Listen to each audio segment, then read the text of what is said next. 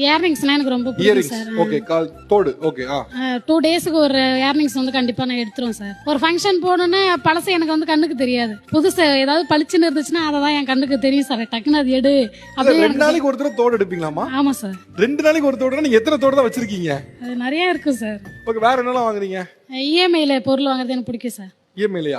TV, fridge, home theatre இதெல்லாம் வாங்கி வச்சிருக்கேன் சார். அதெல்லாம் எனக்கு ரொம்ப பிடிக்கும் சார். என்னோட சேலரி வந்து பார்த்தீங்கன்னா 20,000 தான். ஸோ அதில் வந்து என்னோட இஎம்ஐ கடனே பார்த்தீங்கன்னா 22க்கு மேலே போகுது. நான் சொல்லிட்டேன், என்னுடைய வருமானத்திற்கு மீறி செலவுலாம் போய்கிட்டு இருக்கு, கொஞ்சம் எல்லாத்தையும் நிப்பாட்டுங்க. ஆனால் அவங்க என்ன பண்ணாங்கன்னாக்கா, ஒரு அடுத்தவங்களை பார்த்து கடன் வாங்குறது, குழுவில் லோன் வாங்குறது, இந்த மாதிரி எக்கச்சக்கமாக இழுத்துட்டாங்க என்ன. ஆனால் இருந்தாலுமே நம்ம வீட்டு வாசலை யாரும் நின்றக்கூடாது அப்படிங்கிற ஒரே காரணத்தினால எனக்கு 20,000 சேலரி, மேலே 22 ப்ளஸ் மொபைல் டிவி சேர்த்து கிட்டத்தட்ட ஒரு 26-27 வந்துடும். எனக்கு 20,000 சேலரி வருதுனாக்கா திரும்பி அடுத்த 5 தேதி 6 தேதியில் அடுத்த மாதம் சேலரியில் அட்வான்ஸ் போட்டுருவேன். அப்புறம் அடுத்த ஒரு 15ஆம் தேதி இன்சென்டிவ்ஸ்னு சொல்லிட்டு ஒரு 1000 கொடுப்பாங்க. அப்புறம் கன்வென்ஸ்